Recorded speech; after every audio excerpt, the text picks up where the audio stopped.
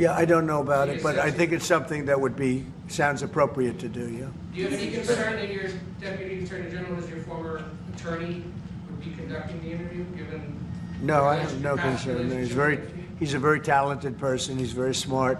I didn't know that they were going to do it. I don't really follow that too much. It's sort of a witch hunt, just a continuation of the witch hunt. The witch hunt that you should be talking about is they caught President Obama absolutely cold, Tulsi Gabbard.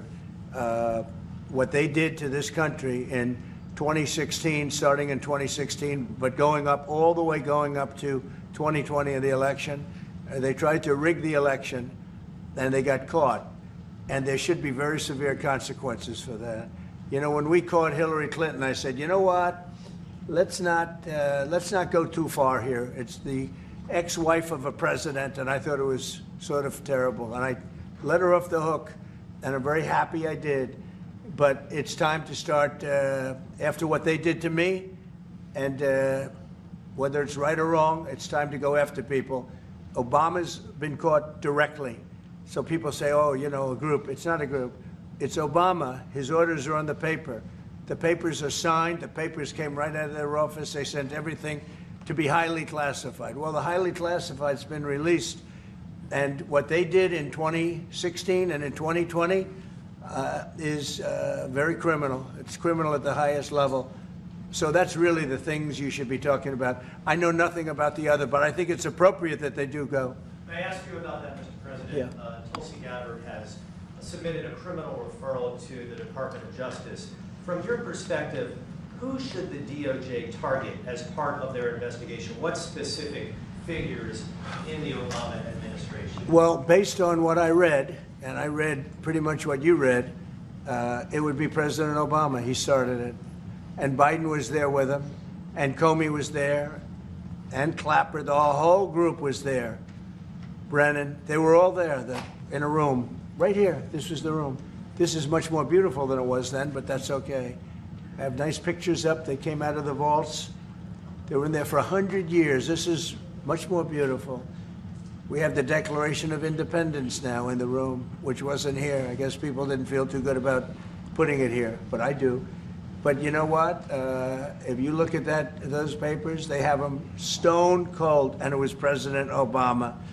It wasn't lots of people all over the place. It was them too. But the leader of the gang was President Obama, Barack Hussein Obama. Have you heard of him?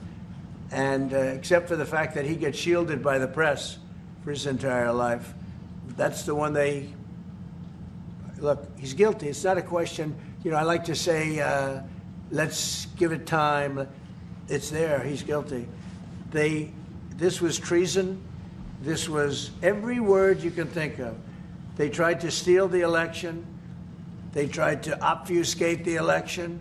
They did things that nobody's ever even imagined, even in other countries. You've seen some pretty rough countries. This man has seen some pretty rough countries, but you've never seen anything like it. And we have all of the documents. And from what Tulsi told me, she's got thousands of additional documents coming. So President Obama, it was his concept, his idea, but he also got it from crooked Hillary Clinton. Crooked is a $3 bill.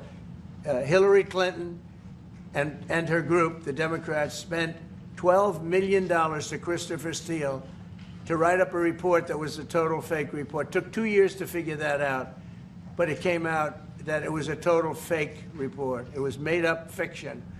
And they used that. Now, the one thing they weren't able to do was to, and probably the only thing I respect about the press in years is the press refused to write it before the election. They refused to put it in. The Steele report was a disaster. All lies, all fabrication, all admitted, an admitted fraud. She paid $12 million, and the Democrats, for that report to a wise guy named Christopher Steele. He wrote a phony report, and they wanted to get that report in before the election. And I'll tell you what, I talk about all the time, the fake news, how bad it is. But in this case, they wouldn't do it. They saw it, they read it, and they said, we don't believe it.